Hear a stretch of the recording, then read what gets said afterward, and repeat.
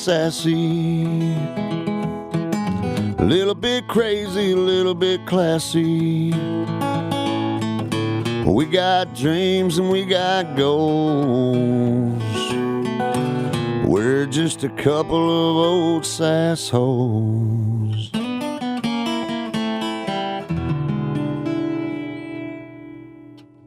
Hello, hello, hello, hello. Hello.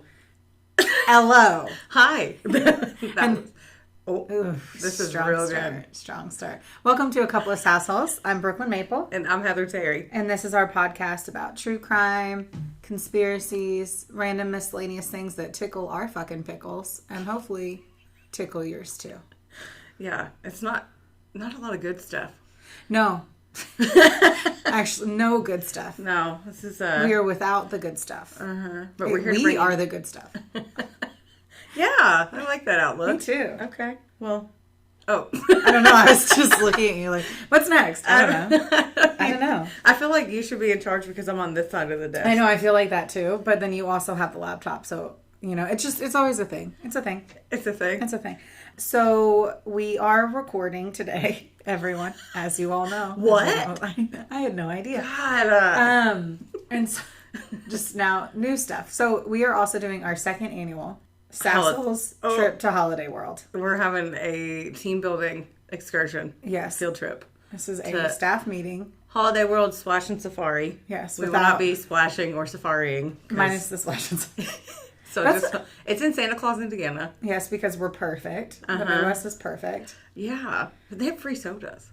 I forgot about that. I did too. Do we need to get Fireball on the way there? Okay. Like, what can we... No, I'm kidding. Oh. Right? Yeah. I mean, we can't hide that. I don't know. I guess we could talk about that off there. Yeah. Off there. Ew. Fireball. Gross. Bleh. Yeah. Hey, liquor's gross. Let me just clear that out. Clear out them pipes. God, I don't know. My nose has been running like my party favor last night was cocaine. I don't know what's wrong. And then I'm like, I get in here and I'm like, my throat, I don't know. Yeah. It's the fall weather, I'm sure. Just spanking me right in the ass. Yeah. My allergies are going nuts though too. So okay, well, super fun. Better. Okay.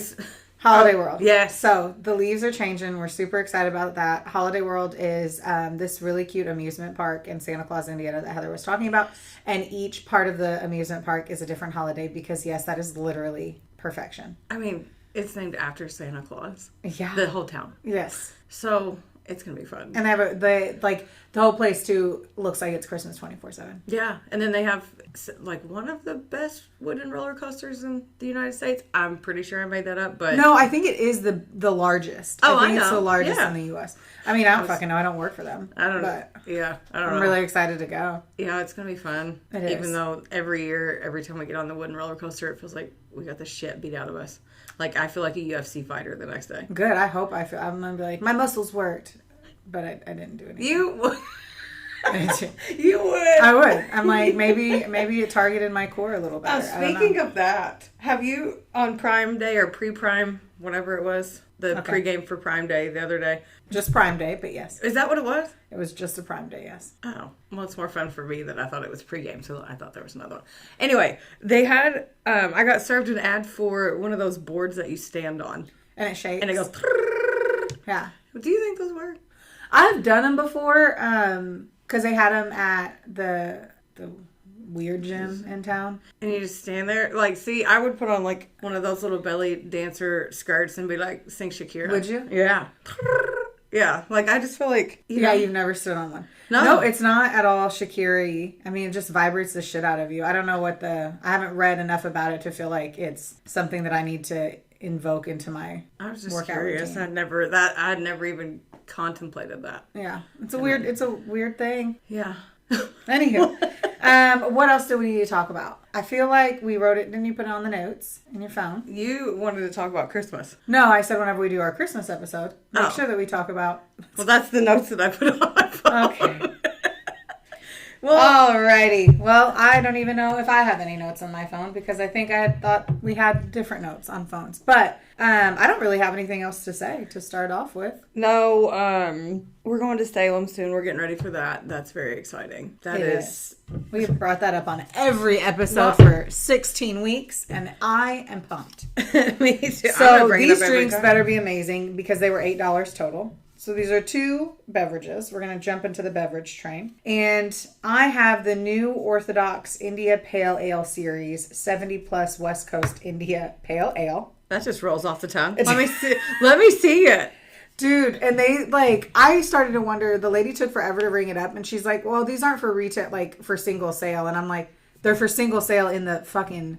Were they over there in the Pig 6-pack or whatever? No. Oh, just by themselves? Yeah. I didn't think they were a Pick 6-pack. Maybe I made a mistake there. But it didn't say it. Yeah. If it doesn't say it. It's not true. Anyway, so they were $4 a pop. So they better... They're 16 ounces. I know. It better get me nice and dicey. So I'll let you guys know about that. Heather, because I didn't want to get her one that she hated. God, I love you. Thank you. I know. I actually brought 2 White Claws. I know. I knew you would. I was in there and I didn't have my phone and I go, worst case scenario, you know Heather has a claw. Never leave home without them. What is this? I just saw it. So it's a 1911 Beak and Skiff Apple Orchards Premium Small Batch Hard Cider. Oh, you're sweet, baby angel. Yeah, I thought you'd really like that. American White Oak. All right. Well, let's check this out. It's family owned. Beak and Skiff. Yeah, I'm really enjoying this, guys. So this New Orthodox India Pale Ale Series 70 plus West Coast India Pale Ale is fire. It has a 6.8. I say that just so that you know how much you can drink before you're going to get pulled over and arrested. But I like it. It's kind of an IPA that you'd expect. I can't say that there's any like flavor profile that's blowing me out of the water that I don't know, but it's a good drink. It's a good fall drink. This can, it says from tree to can. This is cute. I hope I like this. I hope you do too. I like the little story. I'm going to request Apple Pay $4. Oh, got a kick? It's raspberry, very raspberry. Let me smell yours. You know I don't want to drink it, but well, maybe I'll try. Wow. Okay. All right, I don't hate yours. Normally good. I don't hate mine either. It's just very raspberry. It's very, yes. There's like an aftertone to that is 100% raspberry. Yeah. I still taste raspberry. And I swallowed it a second ago. Mm-hmm. I'm pretty sure if I just did not put another thing in my mouth, I would still taste raspberry in 2 hours. It's like it made my tonsils shrivel up like raisins. Did it? Yeah, it hits you. It's tart. I'm not a big cider. It's pretty good though. I mean, I would want a 12-pack of them, but... Right. It is definitely a sip and drink. Mm-hmm. For sure. Like this one, because I'm pretty sure I'll be drunk at the end of my fucking podcast. Only mine. Mm-hmm. Sorry, I meant my podcast story. Okay, so let's talk about it, guys. Number 1.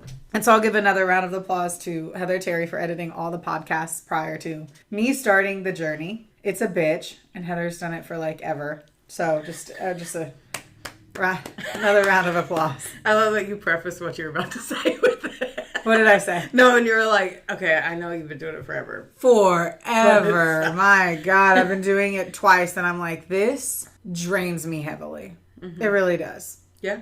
And it's an enjoyable thing to do. Yeah, it is pretty fun. It's just time consuming. Yeah, that is the issue. It's time, and I don't know how it's so time consuming. Like, I really don't know. Because you have to pause and... I think, too, the like, program, it just requires, until our hands get so fucking fast at it, which I don't know, it's not like we're Jordan, and we're doing it 16, 17 times a day. Jordan is one of our producers here. But, I don't know. Producers at work, we unfortunately don't have any podcast producers. I wish Jordan Rose, if you would like a side hustle that does not pay, but only in friendship and laughter, please text us. We would be really excited about it. I mean, that would be so awesome. So I'm using my awesome notebook too that we got from our awesome boss, Tracy, who Tracy is currently in the running for being the best boss I've ever had. Oh, really? Yeah, I've been thinking about it. I didn't want to toss it out there for a while because I was like, I'm not trying to say she's the one. And it's only been a month and a half. But you do move fast. I do. It's true. It's true. We're going to move in together soon. No. But I've been really, really happy here. I think she's been amazing. And she got us awesome Schitt's Creek paraphernalia. And I am determined to make sure that I incorporate it into my life as it is now my podcast notebook. I know. And it brings me so much joy. I want to do the Trapper Keeper that came with it too. 100%. That's why I need to start like hole punching these and putting our notes in there. It's weird that you brought that up because I told her yesterday, Tracy, I walked into her office and I said, this is the first job that I haven't updated my resume after a year. Like my resume is still old, like from my life, and I don't have any intention on updating it. So shout out to Town Square Media for keeping us happy. Yeah. I was like, but I, on the other hand, will always optimize. You can't wait too long or it's like so hard. It gets too hard. You know what I mean? Well, the only thing I have to update is this year. I know. I'm just sorry for coughing, people. There's nothing I can do about it. Get inside my throat and you'll understand. No. Yeah, I don't know. I was really unhappy for many years in a company. So yeah, I updated that bitch every way to Sunday. So I guess I really don't know what it's like to just let it sit on the shelf. I forgot all about Get dusty. it. She said something about a dusty. So dusty. Oh, I was so hoping she would. apparently my throat is so dusty. What did they say at that luncheon we had to go to for work? I blocked all of No, that. but hot and Hot and ready? no. Let's grab a pizza on the way. Yeah, I'm hungry. I would. I'm always hungry. Anyway, hot and something. Yeah, I don't know. I really truly blocked it all out. I was thinking about all the other things I was going to do. We took our boat out for the last time, which that was fun. It's so interesting. And Travis explained it well because like we have I don't know if anyone's listened to it, but we have a small boat, nothing crazy. We go out on the Green River here in Kentucky. And, in the fall, he was like, we bought it in the spring. And he was like, remember whenever we'd come out here and you can get in the water, but it's going to be really cold. And it was so fun to like go back through the whole process and like take her out where you're in full clothing, no swimsuit on, no intention of getting in the water and just being like, it was a fun goodbye to her. Well, that's good. Yeah. It was good. We also went to Freddy's where it looked like everyone was on meth afterwards. That bamboozled me. So we don't go eat fast food a lot. You know that. We went to Freddy's, which is like a Culver's in town off Fredica. Like and a burger place, and everyone looked like they were on meth. Well, it's right next. Me and Jay were talking about it this morning, and he goes, I bet it was because of the hotel. The motel. Right there. Yeah, Jay said that this morning. I was like, I just can't understand it. But now I know. Yeah. That's what I was trying to tell you before your phone dropped today. That Will and Will tried to make you something. Yes. And it did not work out. And I was like I can't wait to know what it is. I love my friendship with your husband. Yeah, it means the world to me. He was like, he's like, I'll try to make Brooklyn's. He's like, I'll make her for her birthday. We did a craft fail. Really? Yeah. And we tried to do the bleach spray. Sorry, I'm making from our post. I'm literally just checking Facebook to see what the tolls were. Oh, gotcha. Okay. The poll. Sorry. I was like, she's going to be like, you're totally not paying any attention. I really fucking am. I'm just taking a screenshot. Yeah, they but so like the bleach stencils when your mom was gonna come, we were gonna do it, and I went to the $1.25 tree and had the Halloween stencils. Yeah, and we were gonna spray the shirts. Spray the shit out of it. Well, we sprayed last night, but I didn't have a mister spray, like the one that goes, it was like a stream. So it leaked under the stencils, so it just looks like... Oh, that's so cute, though. It looks like a dirty shirt. That's so cute. And I had 2 ghosts on my boobs, and it was going to be boobies, and it just looks like 2 blocks.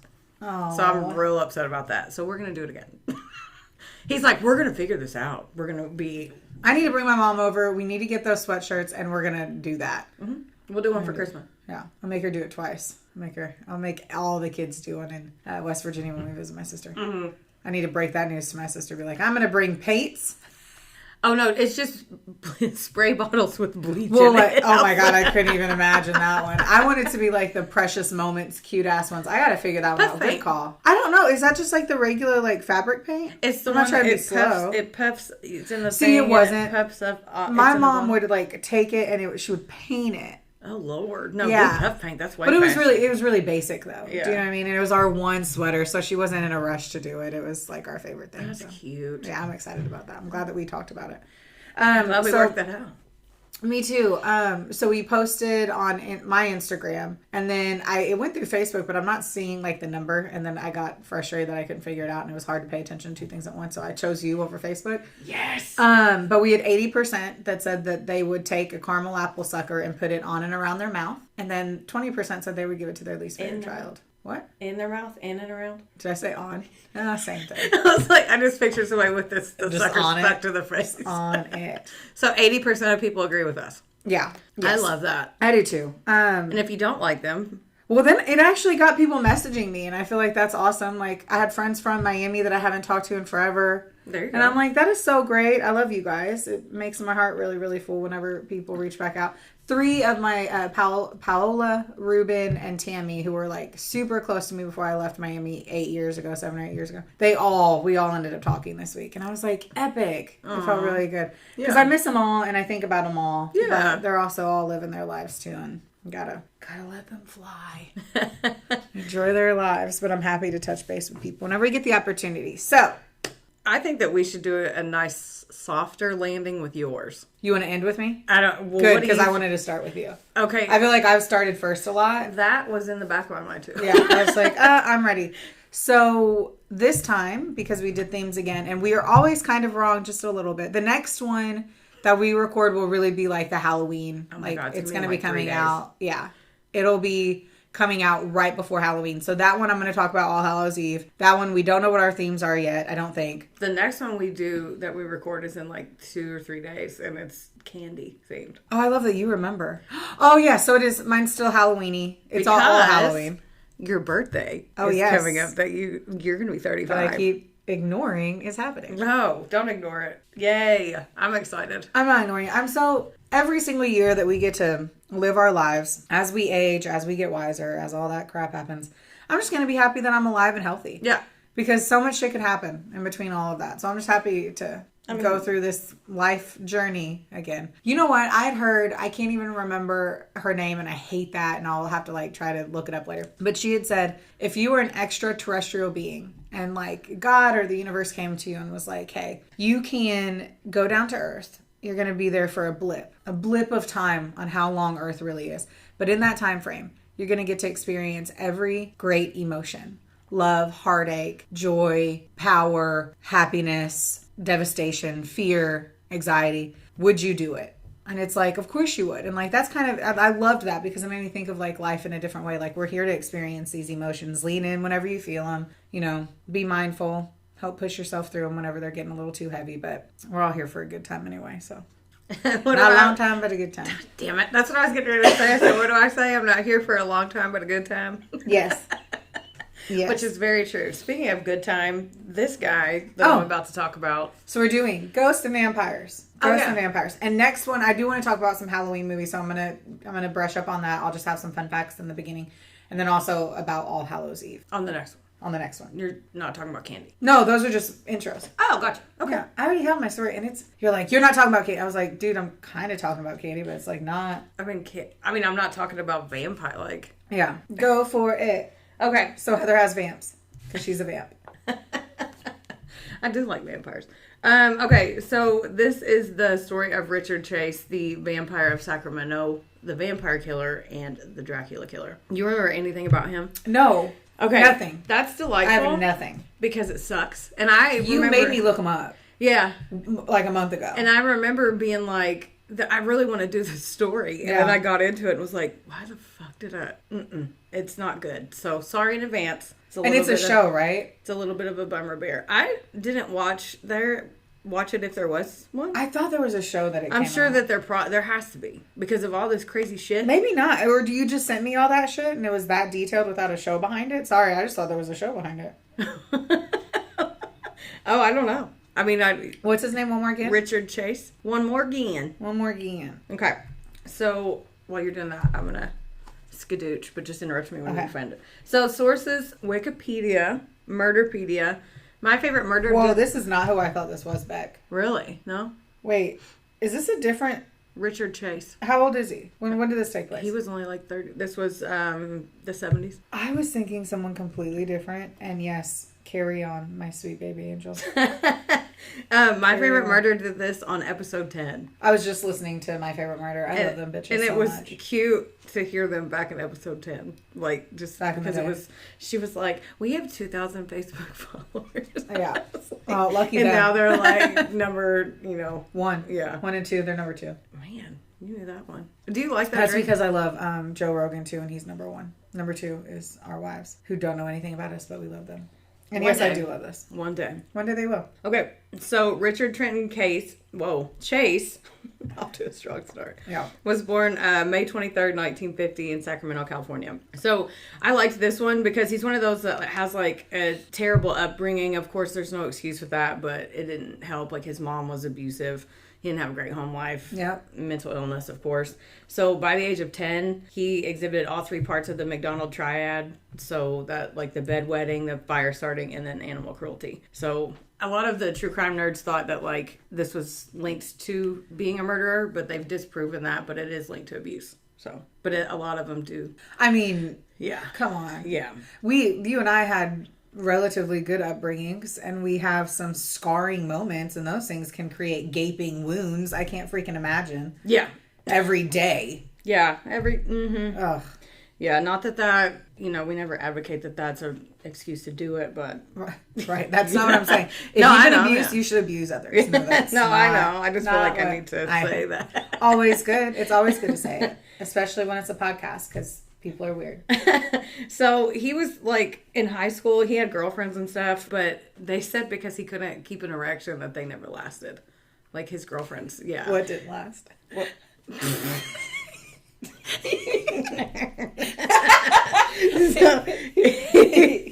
We're 12. You're boner. Okay, so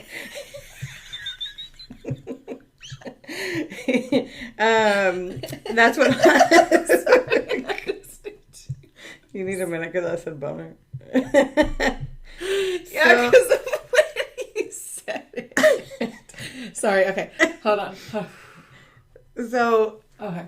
apparently he would tell his therapist that the only way he could get his rocks off was if he like stabbed people or killed animals.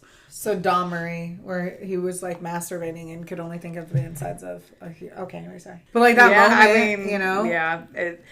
But he also began using drugs and acid in his teens, so I'm sure that didn't help like his psychosis. No. So he developed hypochondria during this time as well. So he would say that his heart would stop beating, and someone had stolen his pulmonary artery. He said that his cranial bones were moving. So, and like coming out of the back of his head. He even shaved his head so he could watch it. Oh my God, so he is fucking losing it. He thought his blood was turning into powder. Like he legitimately thought, like he would go to several doctors and tell them all of these things, and they're like, no. Could you imagine feeling that? Like if he feels like his head is like... And then he's on acid, and then that's what it is. And he's in his teens. Yeah. Like none And of he's this, abused. Oh yeah, my God. none of Okay, this is like adds the up. perfect story. Mm-hmm.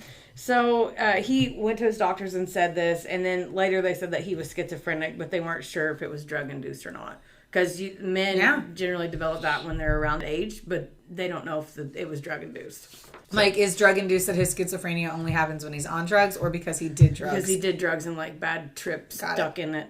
Yeah. Okay, got it. It was wild. So after all this is going on, and then he accused his shitty mom of poisoning him. So he's like in his mom's face, like, you're trying to kill me, you're poisoning me. And his dad's like, well, I'm going to get you an apartment. You need to leave because that's a good idea.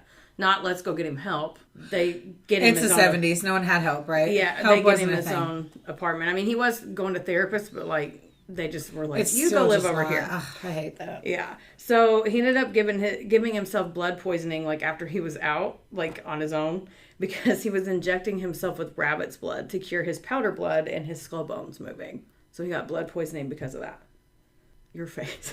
I'm like, what the Buckle up because it gets Oh my God, you guys, FYI, this is just a pre-warning that Heather's is like, if you're trying to get your rocks off on one of these stories, it's Heather's. Because mine is a very soft. I mean, it's not soft. It's not his penis. But like, it's... it's a chub. It's a chub. It's not a hard-on. Your story is a hard-on. Mine's a chub. No. I had raspberry in my throat. Yeah, you did. I have raspberry in my Me throat. too. I can't stop fucking coughing. Oh my God. Okay. Okay, back in.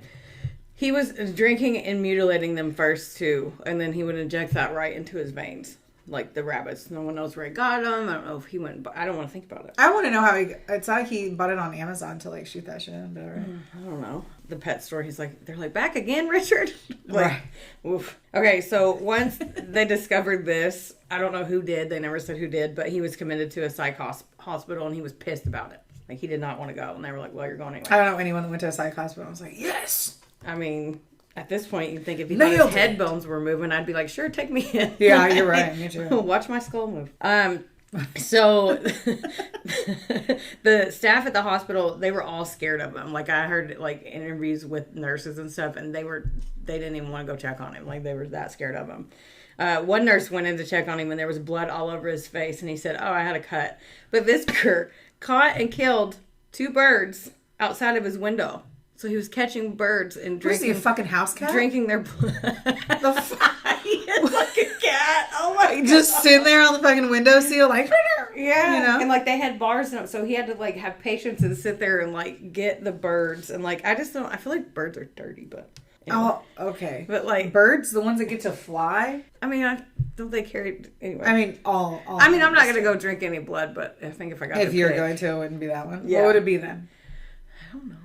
If you're gonna drink the blood of an animal, what would it be? Now I need to know. I don't. One that was already. I don't know. That's sad. I don't think about that. Yeah, that's a hard one. Yeah. I don't know what I'd drink either. I don't want. Bunny probably. They're fluffy. Oh. I mean, if I had to pick something, I want like I don't want to pick. Cute, docile little thing. So. I don't know. But they started calling him Dracula at the hospital because of this. I wonder why. I know. So his doctors are like, shit. Like after they come and say, hey, guess what? Richard was over there catching birds out his window. So they got him on medicine, and it actually like worked. It was Thorazine, I think, which they used to medicate people up and get them out. Like they'd be like, oh, they're fine, and then they would get them out when they really weren't. But because they don't use that anymore. Self-depression, I guess. Yeah. So after a year of this, they're like, oh, you're cured, so he won't be a danger to himself or others. And then they release him to be supervised by his shitty parents. How old is he? Do you know at this time? 20s, early 20s. Got it. I remember this story now. Okay. Wow. Just pretend I surprised intellect. So when he goes back and he's supervised by his parents, his stupid fucking mom, she decides, oh, he doesn't need to be on medicine. So she weans him off immediately. Oh, God. Like, she's like, oh, he's better now. She weans him off. But guess what happens? And he has a psychotic break from it, probably. He's living with them, right? He kills her cat in front of her and drinks the blood. And she's like, yeah, you have to move out. So instead of getting him help or calling anyone. Or getting his meds back on. She gets him an apartment again. Because she's like, well, you're not welcome here. He couldn't even go to their Christmas. Like, she didn't want him around anymore. I mean, obviously that's really fucked up. But like, a normal person doesn't do that. Right. So she should have taken his ass right back to the... But she should have taken his ass right back to the hospital. No, I know. Like, it just makes me mad. Like, so many people failed to do checks and balances in the story, so it pisses me off. I like the way you said that. So somehow he ends up getting 3 roommates in his apartment. Like, I don't understand how, and I want to talk to the people that actually had to move in with him, because he's so weird. They immediately wanted to move out because he would walk around naked even if they had like company over. He was always drunk and high. Oh my God, weird penises on acid. You're just sitting there at your friend's house and some guy's dick just swinging through the kitchen going. And you know it's the 70s, so it's all bushy. Oh God. Yeah, 70s porn style penis. Yeah, I'd be not about that life. Yeah. He even nailed himself into his own room saying they were trying to get him and shit like that. So finally they were like, you should leave. And he's like, no, I'm not leaving. So then they all leave. And then he goes full vamp whenever they leave him by himself. Like, why not? Yeah. I mean, not because I'm going to do it. No, I know. But like, why not? Fuck. Yeah. So he started somehow getting animals because they don't know, again, how he got them. But fuck it. Because he would mutilate them and drink their blood. He would even make this, like, fucked up smoothie. Like, oh, God. Yeah, he would put blood in it and then sometimes organs into the blender. And then he would put Coca-Cola in it and then chug it. Yeah. Ew. I know. He did this because he thought his heart was shrinking. And this would prevent that. Poor guy. So many psychotic issues in this one. So in November of 1977, some guy went out to Pyramid Lake, which is, there's like pyramid rock formations and all this shit out there. But a guy saw him naked, covered in blood, and of course just calls the cops because you're just driving to be like, oh, let's go take some pictures. And then you see naked Richard. I would be fucking terrified. I mean, could you imagine? We've been out to places, no. And I just listened to MFM talking about some guy that killed people in the woods when they're camping. And I'm like, why am I listening to this? Exactly. I need a gun holster. So So I can look like I'm about to fight somebody in the Wild West. But he called the cops, and when the cops came out there, his truck was covered in blood. There was a bucket of blood in it. And then they took him in, obviously, and then they tested the blood, and it was cow's blood, and they were like, oh, you're fine. And they let him go. They don't tell anybody, no charge. Like, I don't think they could press any charges, but you think they might give someone a heads up, like, this isn't normal. But they didn't. They just were like, go home. There's nothing they can charge. That's what sucks. Yeah, but they still could at the very least. But you're an overworked cop in the 70s. Before then, you didn't even know that there were serial killers yet. Yeah, but like, okay, think about this. Richard could have just been like, oh, that's a mentally handicapped. I don't know. I would call somebody for a welfare check and be like, can you guys just check this guy out? Yeah, like, me too. Instead of just be like, oh, go home. Go take a shower. Yeah, right. I would just take off my clothes and jump into the bucket of blood, too. Oh, yeah. Yeah. That's what I was thinking. I mean, I don't want my heart to shrink. I don't know about you. Like the Grinch. So, like, okay, Richard, he was 5'11" at this time, and he only weighed 145 pounds. So it'd be like a bloody skeleton. He looked thin. Good for him. So he started his murder spree, though, on December 29th. And remember how I said his mom wouldn't let him come over to Christmas? Like, they think that was like a trigger. Not blaming her, but she was kind of a douchebag. So that didn't help at all. So he was driving around his neighborhood for a couple hours, and he was like, I'm just going to shoot people. So he, unfortunately, ended up murdering 51-year-old Ambrose Griffin. He was helping his wife carry in groceries. So, yeah. And when he fell, she thought he had a heart attack, but he died when he got to the hospital, and that's when she figured out he was shot. She didn't even know he was shot twice. So that was sad. And then later that day... Okay, you didn't do this story, right? No. This feels super deja vu-y to me. Okay. Well, no, I haven't.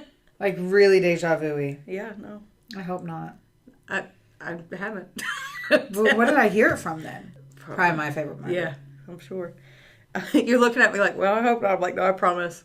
I just saw on my I mean, I could redo one, and I'd be like, I didn't even know everything. No, I mean, I would know, because this is like, it took a lot out of me when I was doing this one, So later that day, a 12-year-old boy was riding his bike, and he said that a man in a brown Trans Am shot at him, but thankfully he missed. So a month later, he started doing this thing where he would go walk around neighborhoods and see if doors were unlocked. So he even told the FBI when he was arrested that if the doors were unlocked, it meant that he was allowed to go in. But if it was locked, he would just... keep going. Yeah, because he was welcome. Which is weird. There's no quiet way to do this, so...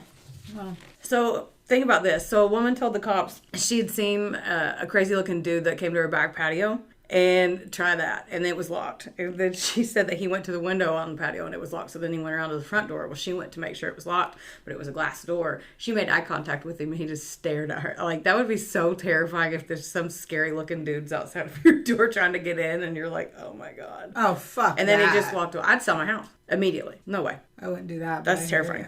I would do that if there was a big spider in it. No. You still live where you do. So, on January 23rd, okay, y'all, this is... okay. January 23rd, he found Teresa Wallen's front door unlocked. She was a 22-year-old pregnant mother, and unfortunately, she was home. So, I don't want to say this is a good part, but he shot her first. So, and then he proceeded to do all kinds of fucked up shit with her. Like, they found her body was disemboweled. She was raped. She was drained of blood, and there was a yogurt cup with blood on it next to her because he was drinking from it. So, there's a lot more stuff. Like, there's a lot more. Anyway. What did he do with the baby? I don't know how far along she was, so I don't know. Because he's, like, disemboweled. Yeah, I mean... yeah, so it gets worse. So, her husband, he came home from work, and the dog was on the porch, and the lights were out. And the radio was on, and he's like, why is the dog outside? He goes in, and on My Favorite Murder, she said that it was so bad, so much blood, that he thought it was oil spilled in the room. And so he's fucked up too, obviously. Yeah. So when Richard left her house, he went into another house that was open, and then he trashed the place, and then because they weren't home, and then he pissed in their baby's clothes drawer, like in their dresser, and then he took a shit in the bed, like just.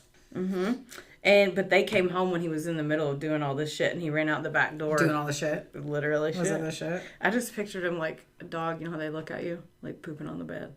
I don't know, I've never looked at a dog who was looking at me after shitting on it. No, you know what I mean? Like when they poop outside and they make that weird eye contact, like, you got me, right? You got my six. You know why they do that? Say it. What? No, go ahead. Oh, no, that dogs just do that because that's their weakest moment. So they make eye contact with you so that they know that you're going to protect them, which is also why they like to go into the restroom with you whenever you want to pee. Well, that's cute.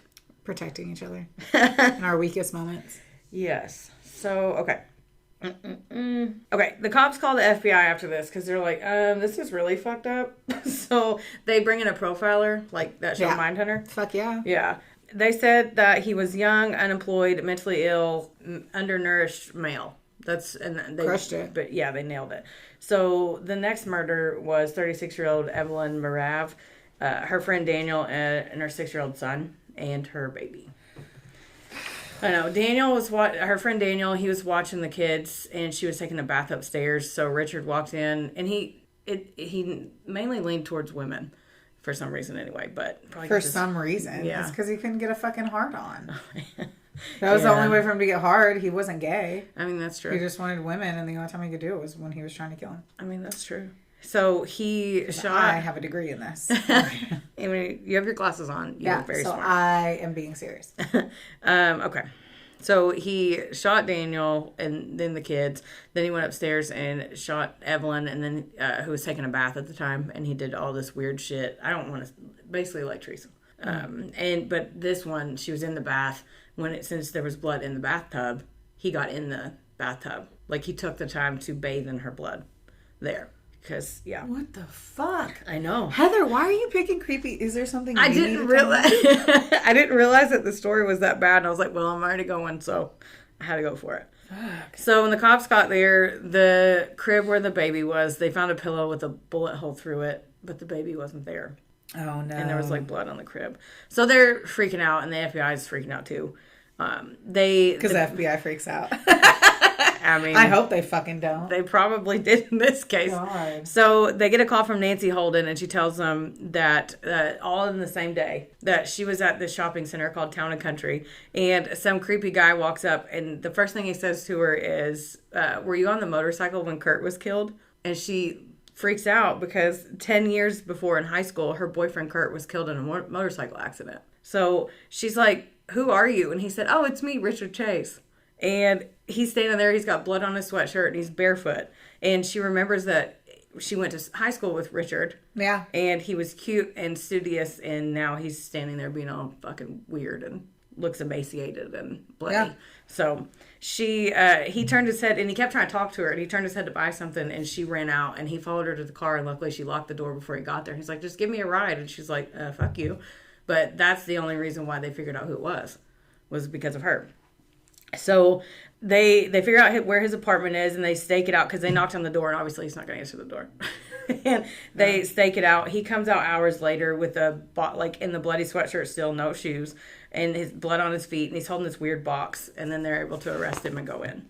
Okay. When they go in you made a face like you were being so stealthy with that paper, and you made more sound with that paper than a fucking paper factory would have in producing said paper. Well, I do what I can. It was really cute the way you tried to, like, your face was like, "I'm being quiet." And it was like, I already know. Well, attempts were made. It didn't say they were successful. So, okay, when they go in his apartment, they said it was legit, like, covered in blood from ceiling to floor. Ceiling, everything. Looks like it was just painted red. They said the smell was like, obviously, what you could imagine. There were 3 blenders on the counter, and he had those smoothies I was talking about in it at the time.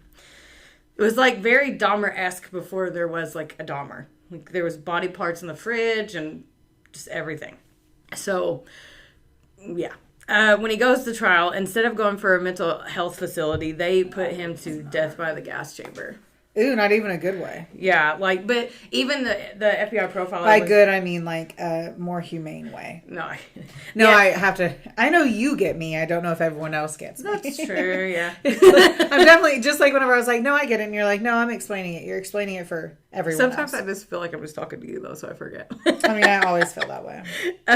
Okay, so... The FBI profiler that when interviewed him after he got arrested, he was saying, "Oh, it was not my fault that aliens and Nazis were trying to kill me, so I had to do all this stuff to stay alive." Oh, my God. So when he's in jail too, talking to this guy, he reached in his pocket like Napoleon Dynamite style, pulled out a handful of mac and cheese, and insisted that the FBI profiler go test it because they're trying to poison him in prison. Like, he's still on his bullshit. Yeah. So in prison, the guards were saying that he got taunted all the time and all the inmates hated him because of what he did. So they would all tell him to kill himself. So in 1980, he stockpiled his antidepressants. At the age of 30. He was only 30. Mm-hmm. And he stockpiled his antidepressants and killed himself in prison. So. Bullshit that he got a pretty basic death. Yeah. Because that's like, this is going to sound fucked up, but I was like, if I had to kill myself, it would be through like pills and being in a car with the garage door down or something. Like, he got a night-night and just didn't wake up. I don't know. This one was weird just because Why was it weird? It's weird because, like, emotionally, just because he could have, like, he needed mental help. Yeah. And he got failed so many times. Not that that's an excuse, but, like, it's hard to be, I don't know. All of it's fucked up, and I feel like there still could be people alive just because his fucking mom should have been like, you just killed my cat, you killed Mittens, and drank her blood in front of me, and I should take you back to the hospital. Not, I should get you an apartment unsupervised so you can swing your dick around in front of your roommate's company. I mean, you're not wrong, you know, Becky Lou Who. You're not wrong. But anyway, that was devastating. Mm-hmm. That was very heavy. Yeah, and it was a weight I wasn't ready to bear. Yeah. So I'm glad that this will be safe. Yeah. By safe, I'm talking about torture chambers, but still very safe. I mean, okay. I mean, it's not technically torture chambers, but that was a very epic vampire story. Yeah, I'm glad that of Richard Chase. I'm glad that one's done. Yeah, me too. So I'm gonna hop in to the ghost stories. Yes. All right, so we're gonna talk about Waverly Hills Sanatorium. I'm so excited. I am so glad. This entire time, when I saw sanatorium, I thought like insane asylum, not sanatorium, like a place that's sanitary. What? Ready to unpack some shit. Buckle in. Okay, are you ready? I'm obsessed with Waverly, but I don't know the history, so I'm legit. It's an interesting one. It's an interesting one because it's so close to here. Yeah. So Heather's been obsessed with Waverly forever. So whenever we were talking about this, we were trying to decide: does Heather get the story or do I? Because Heather knows so much about it and I didn't. So add any color that you know of that I just didn't find. Okay. I was trying to hold. The hard part was like it's going through a lot of the history of like the building in general, because that's important. But then there's also the concept of like the ghost features to it. So I got mine from the realwaverly.com, WLKY, American Hauntings, and then I Googled a lot. I just Googled a lot of shit. So it is what it is. So Waverly Hills Sanatorium sits on land that was originally purchased by Mayor Thomas H. Hayes in 1883. So he was in need of a school for his daughters to attend, because this is cash. And so he started a one-room schoolhouse. If you can imagine this huge fucking building of what it ends up being was originally a one-room schoolhouse that was located on a street called Page's Lane. Yeah. And so he hired a woman named Lizzie Lee Harris to run the schoolhouse.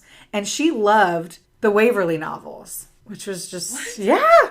And so she named the little schoolhouse, this little one-room schoolhouse, Waverly School. Mayor Hayes liked the name so much that he named his entire property Waverly Hill. That's cute. Yeah. So the Board of Tuberculosis kept the hospital name after they purchased the name and opened the sanatorium. So originally the sanatorium was a 2-story frame building. Okay. So it eventually gets bought and it gets turned into a bigger building. And it's a 2-room schoolhouse.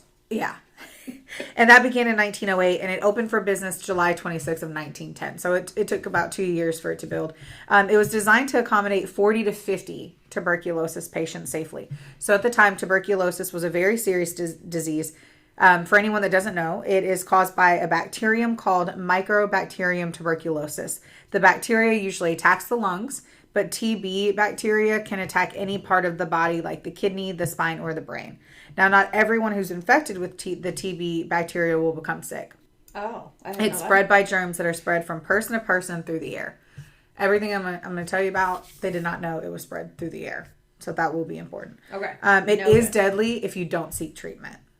Oh. Obviously. Are you ready for some crazy facts? In 1900, okay, Louisville, Kentucky had the highest TB rate in America, death rate. in America. Louisville, fucking Kentucky, which is how many hours from us? Like an hour and a half. Yeah. Crazy, right? That is wild. Yeah. So, because of this, like, the people who were afflicted by it, they were isolated from the general public, and they were placed in an area where they could rest, stay calm, and have plenty of fresh air. Are you ready? That is what they thought cured it. Oh, no. Rest, staying calm, and plenty of fresh air. Is that what the windows were? So, it gets worse. So, sanatoriums were built on high hills surrounded by peaceful woods to create a scene or serene atmosphere to help the patients recover. A sanitarium is an establishment for the medical treatment of people who are convalescing or having a chronic illness. So it's always meant for people who are chronically ill. Okay. So tuberculosis was becoming an epidemic in Valley Station, Pleasure Ridge Park, and other parts of Jefferson County in Kentucky. The little TB clinic, which only at that time was filled with more than 140 people, and it could only accommodate 40 to 50. It was obvious that they needed a larger hospital to treat those afflicted by the condition. So because it was so extremely contagious and at epidemic proportions at the time, they were not allowed to live with other people, and they couldn't be in the general public. So I'm going to tell you a lot of things that are super sorry, trying to fold my paper away. So what I did is I stapled my paper this time, because what do I always do? I get them out of order. And so today I was like, staple them. And now it's like, how loud is that on the mic? My bad. I can only learn so much. You can only learn from me. I'll be quiet with your papers. So it was not known at the time that it was an airborne disease. So if you had it, you had to stay there. And if you worked there, you had to stay there. Which is crazy, because essentially Waverly Hills became its own self-contained community. It was a city in itself, complete with its own zip code. What? Yes. It had its own post office, water treatment facility, grew its own fruits and vegetables, raised its own meat for the slaughter, and maintained many of the other necessities of everyday life. Everyone at Waverly, patients, nurses, doctors, and other employees, had to say goodbye to everything they knew in the outside world. And they were a permanent resident on the hill. So it's like, it's a commune. It's a TB commune. Yeah, I mean, they just didn't know. Yeah. Like they had to, that's insane. Are you ready for this one, though? No, I don't think I'm ready for any of it. But all right, well, oddly enough, despite the fact that all those patients and shit, if you came to visit them, like if I was there and you were my bestie, because you are, and you came to visit me, oh, by the way, you're allowed to fucking leave. That doesn't make sense. It makes let's talk about that one. Like, that doesn't make sense. If you were a visitor and you came to visit, you were allowed to leave. So it just spread the disease even more. So, why?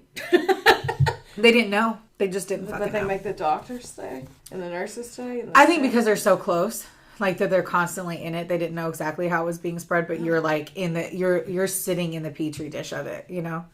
So this huge Gothic style sanatorium that we've seen in like 1926 photos of it, which is the one really as you see it today, that could accommodate at least 400 patients. And it was considered at the time one of the most modern and well-equipped facilities at the time. 1926, is that what you said? 1926. So, that is the sanitarium that we see. I'm gonna say, you guys. I'm gonna say sanitarium and sanatorium. I don't know the difference. You're either way. Well, I just want everyone to know that I know that I'm saying it differently every time I say it. That's almost 100 years ago. Okay. Yeah, and so the big construction, like whenever they decided to make it larger, it was in March of 24. And so, are you ready for this? It opened for business on October 20th, 1926. On your birthday. On my birthday in 1926. The facility served as a tuberculosis hospital until 1961, when the discovery of an antibiotic that successfully treated and cured TB rendered that facility obsolete. So, it was closed down and quarantined, then renovated. And then in 1962, the building was reopened as a nursing home that eventually became known as Woodhaven Medical Services, which was a geriatric facility. Okay. What a fucking name, Woodhaven. Yeah. Well, they were closed by the state in 1981. Why were they closed? You might ask. No. Oh. Well, because of budget cuts, but also horrific conditions. Because they were abusing the old people there. Motherfuckers. Yeah, so let's talk about how they treated people with tuberculosis at a time frame that they had no idea. Tuberculosis, based off of the fact that it like attacks your lungs, it makes me think very COVID-y. Yeah, that's what I was thinking too. But I don't remember but you said that they needed fresh air, so they would wheel the patients out. Oh, sorry. We'll talk about it. Sorry. So, basically the treatments for it were on that level of, as I wrote, what the absolute fuck? Who thought at any given time that this would actually cure anything level? I mean, So, a good description. yeah, thank you. Basically, they were barbaric as fuck. Patients' lungs were exposed to ultraviolet light, which I fucking put on my face all the time trying to get my wrinkles to go away, so I don't really think that's that bad, to try and stop the spread of the bacteria. This was done in sunrooms using artificial light in place of sunlight or on the roof or open porches of the hospital. I don't know what that one did, but since fresh air was thought to also be a possible cure, patients were often placed in front of the huge windows or on the open porches, no matter what season it was. Mm-hmm. So there's old photographs, which you and I have both seen, that show patients lounging in these chairs, taking the fresh air, and they are literally fucking covered in snow. Yeah. It's insane. It's insane. They would just wheel them straight just out give of them their room pneumonia and sit there. Yeah. Yeah. Fucking fuck. So then, after freezing them to death by putting them in a fucking refrigerator, they also would take balloons. What? And they would surgically implant them into the lungs. What? And then fill them with air to expand. Who thought that was a good idea? I don't fucking know. They thought that it would allow the lungs to expand further and let in more oxygen. That was their thought. With a happy birthday balloon. It was basically. And it was like it was a horrifically bloody procedure, and it was considered a last resort, and most patients didn't survive from it. After the first few, they should be like, you know what? It never works. Go back to the drawing board. Yeah. Well, it is believed that 50,000 people died there. Yeah. They were disposed of via body chute. That was a 537-foot tunnel that led to the Dixie Highway.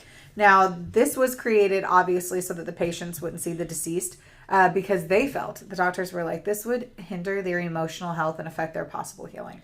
Yeah, have you seen photos of that? It goes right down to the train tracks. Yeah. Ugh. Yeah.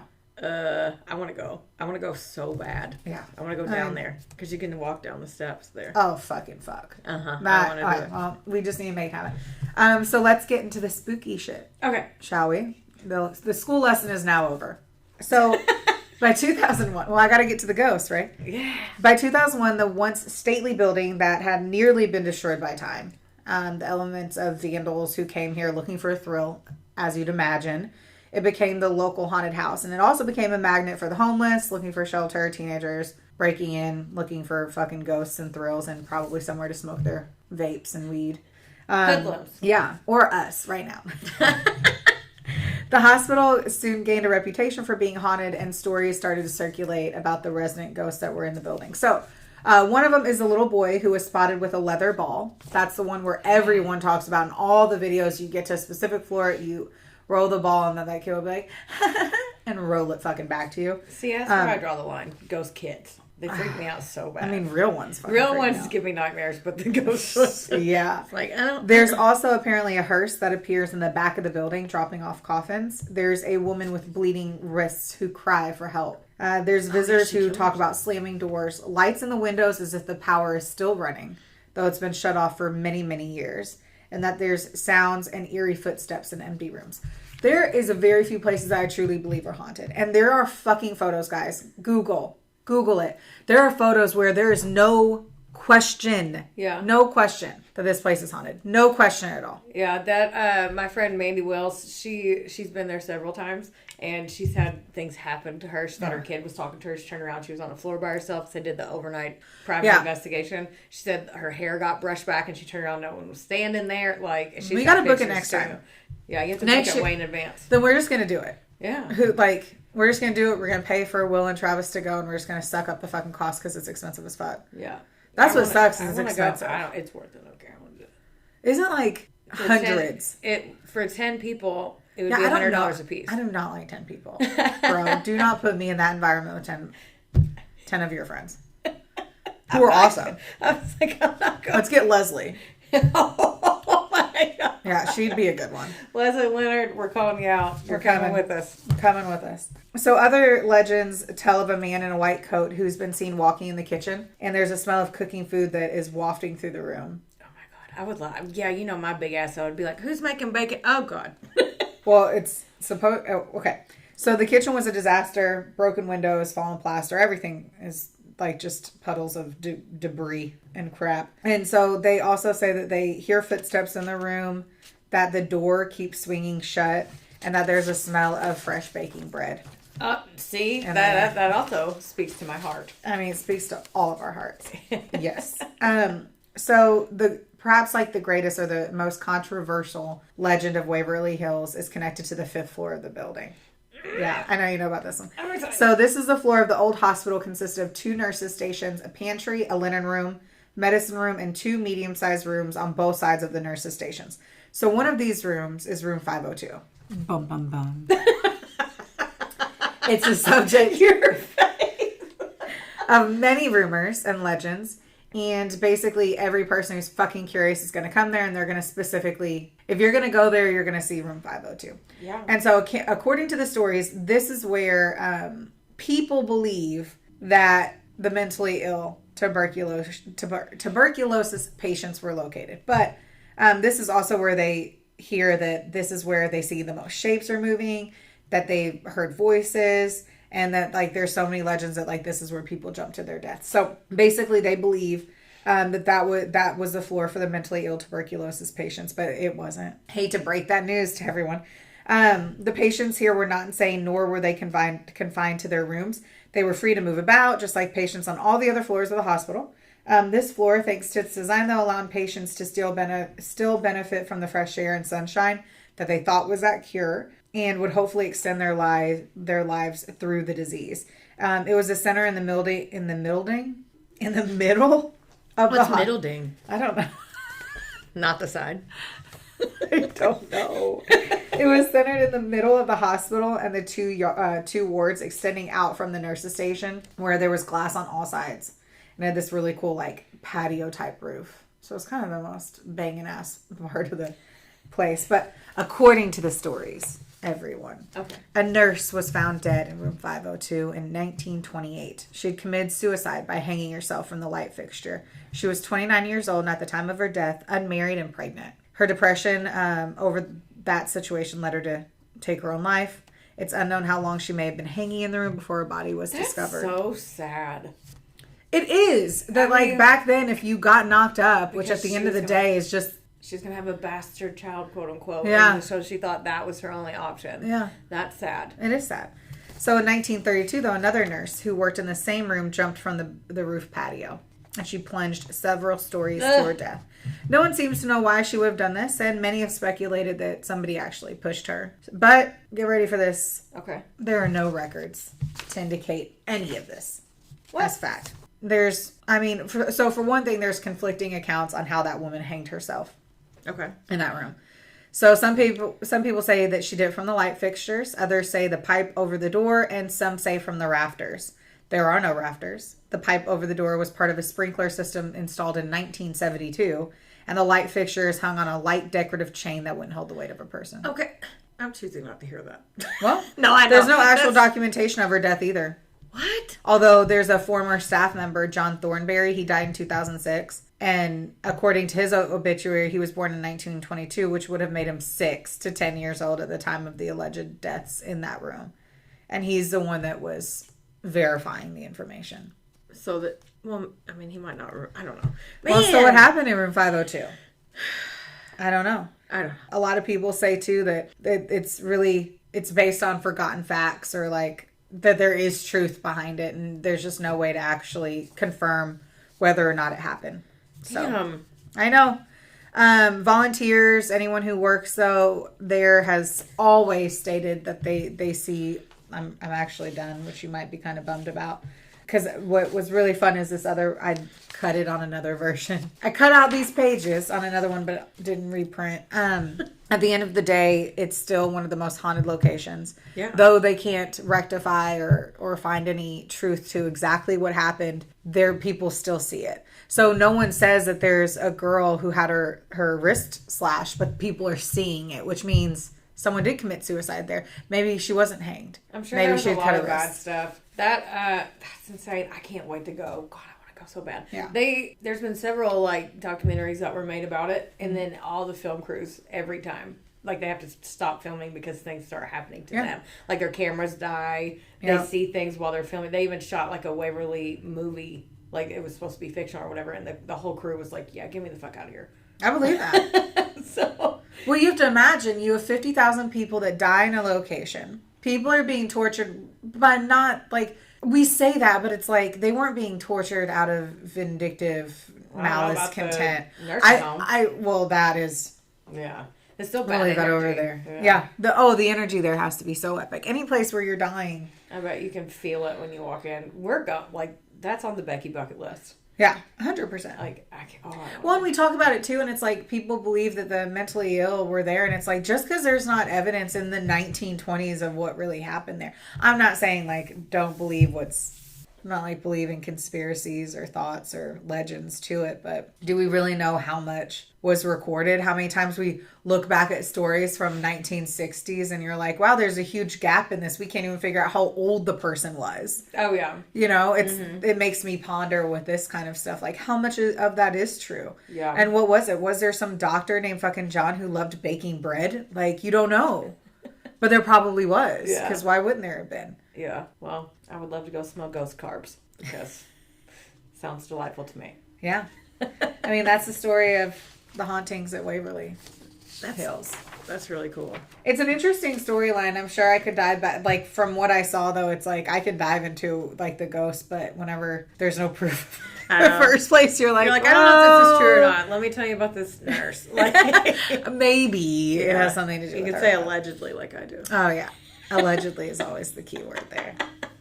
Well, I just want to make sure everybody knows it is a legend. Yeah. Well. Yeah, I think that's a wrap. I think it is, too. So that was our spooky edition. Spooky vampire ghost edition. Yes. Sanatorium. What was it? I don't even know that. Sanatorium. You said things I don't even know. I mean, I had to figure things out by Googling a lot, apparently. That's what I love. So American Hauntings is actually somebody who is, I don't think I'm going to say the word correctly. They have the best information, but they're also, I don't want to say a psychic, but they have abilities and intuitions. Yeah. And so they went to it. And so he literally talks about, he goes, it's literally a dark and stormy night. I say I don't even know if it's a guy. A dark and stormy night when we arrived at the hospital. It had been raining all day. They were looking forward to seeing the place. The weather was really bad. And then it went to like him or her experiencing everything. And he's like, I make absolutely no claims of my psychic ability whatsoever. But there was just something about the floor of the hospital that felt different than others. And the fifth one? Yeah. I bet. No, that was the fourth. Oh, fourth one. Sorry. That was the only floor they didn't go into. And he was like, or that person, he or she, they had said, like, I can't really put into words what I felt, but it was so strange. It was almost seemed to be a tangible presence that I had not encountered anywhere else in the place. And right away, eerie things started to happen. So they entered the floor in what they believed was the center of the building. And the strange thing about it was that the both of us clearly heard the sounds of doors slamming in different parts of the building. And it seemed like the doors were like closing very, very hard in other parts. And they had investigated it further, and I didn't print it. So basically, we had a psychic come in there, and they were like, oh, at the very end of what they said, they go, it's haunted. Yeah. Like, there's no question without a single doubt in my mind, it's haunted.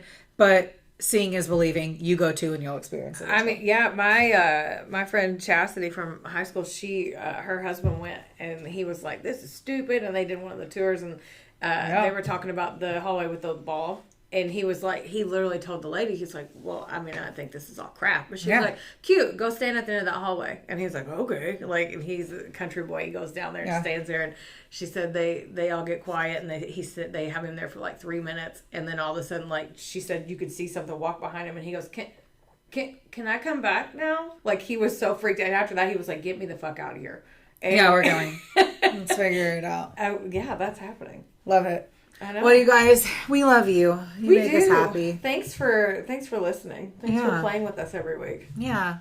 I'm having such a good time, especially with it being our spooky season, which is something that we kind of thrive for. 35 and thriving. Yes. I'm also thinking about how much fun everything's going to be as we this is our season. This is when we do a lot of shit. We always do a lot of shit, but this is like the extra fun shit. A lot of extra. Yeah. Okay. Just like us. Well, thank you guys. Yeah, rate, review, and subscribe. Please. Please. We beg of you. Share. Tell other people that we're awesome. Is this going to be like a pyramid scheme? Tell 3 people, and they'll tell 3 people. Yes. And you might get a Cadillac. It's also possibly the same as that high school little thing where they're like, if you have chlamydia and you have sex with 3 other people, 3 other people have chlamydia, Dude, oh my God. In my high school, you were about to end this. In my high school, they made us all have a piece of paper and we had to get 3 people to sign their name. Yeah. And then they basically showed how if Jenna, no, I had a friend named Jenna. I know, it's like, if just Aiden, there, I don't have anyone with Aiden. Well, because that's a name I feel safe that I'm not like accidentally making someone think they have an, anyway, Aiden had chlamydia and he now gave it to 67% of the school. Yeah, we did that also. Yeah. So, my bad. Also share your chlamydia enjoyment of our podcast to the masses.